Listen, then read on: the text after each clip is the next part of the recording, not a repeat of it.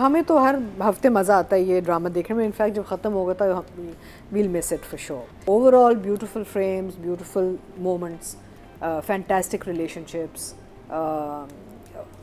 Story की transition is very nice. So I'm really enjoying it, but there is an issue still in my mind which I will discuss when I come to writing. I won't repeat. मुझे सिर्फ ये है कि मुझे जो मज़ा आता है परवरिश का वो ये है in between the lines जो messaging होती है. Whether it's JB with brother or it's सास बहू, वो बड़े मज़े के सीन्स, उनकी जुमले बहुत इंटरेस्टिंग थे, उनकी जो एक अंडरस्टैंडिंग ऑफ लाइफ है वो बहुत अच्छा था. एंड जिस तरीके से JB को भाई समझा रहा है या शेयर कर रहा है, समझा भी नहीं रहा, वो सवाल कर रहा है और भाई अपना वो तरीका बता रहा है कि मैं अपने बेटे को ज़्यादा रिप्रिमांड नहीं करूँगा, फिर वो आएगा नहीं मेरे पास.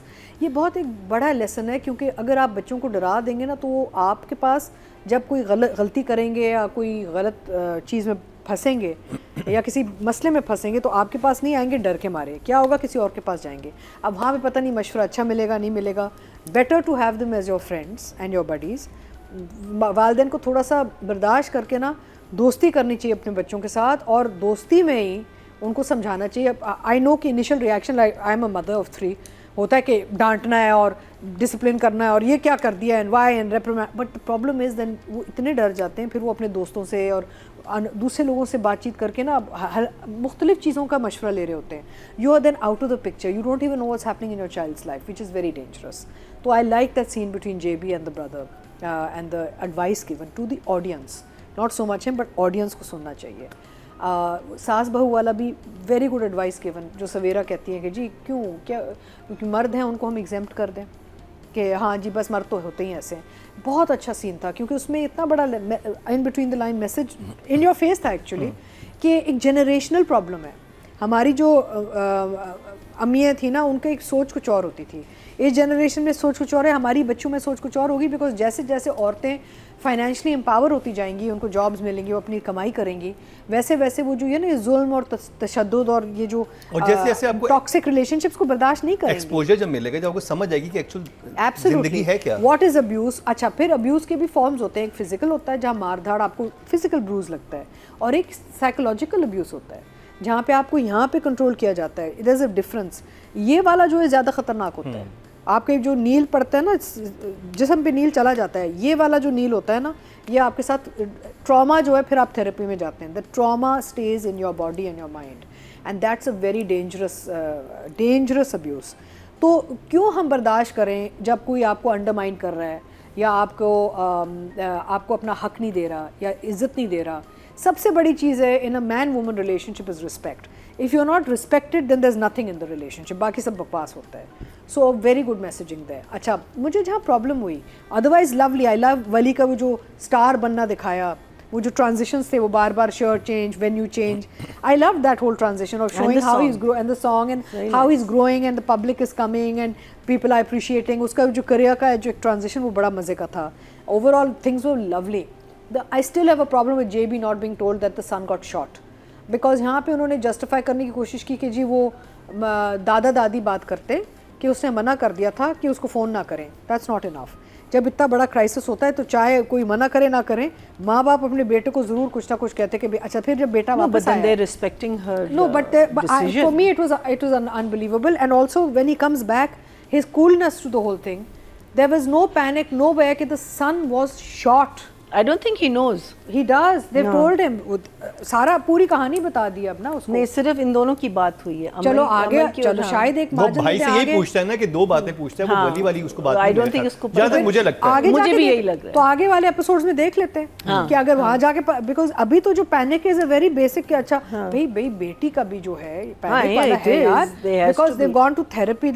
सो आई फेल्ट कि JB was not panicked enough about either of his two children, which I found very strange in direction. I think उसको अभी या तो वो समीर का पता है और उसको अपनी बेटी का पता है. लेकिन बेटी का भी सीरियस था. She had a meltdown. वो गया बेटी के पास, उसकी बात पूछने गया, उसने कोशिश की. नहीं, लेकिन पैनिक नहीं, वो अलग कहानी. अच्छा, पैनिक ज़्यादा चाहिए. पैनिक ज़्यादा कि यार my daughter concern. पैनिक भी नहीं, concern. आप पता है हमेशा कहते हैं कि बाप बेटी का रिश्ता बड़ा वो होता है प्यार वाला, जैसे माँ बेटे का होता है. You know, it's very Freudian that way, right?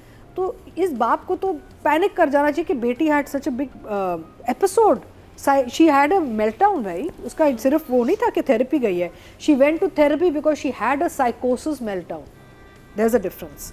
तो the father should have been more panicky. वो उसके एक्सप्रेशंस और वो very Too casual, cool. They were too cool. But maybe that's the kind of man he is. But still, Marina, whatever just man. thinking. अच्छा नहीं लग रहा. नहीं, क्योंकि माँ के कदमों पे बैठ रहा है. मैं अतीका जी मैं ये बात बताऊं आपको सही कि बात. मुझे ये था कि ये बहुत गिल्ट ट्रिप पे होगा, लेकिन जब वो सवेरा आके उसको बेड से उठाती है, जो आपस में डिस्कशन होता है, तो वो उसकी एक अलग उसकी एक दुनिया No, है even जिसमें फिर वो आया जी क्यों रहा है? है. फिर आया क्यों है वापस? हाँ, वो कह रहा है मैं नहीं, बिल्कुल ठीक हूँ, परेशानी सारा नहीं है. परेशानी जब तुमने की परेशान है, था वो तो आया अपनी ना. जगह वहाँ पे स्टक है अभी तक.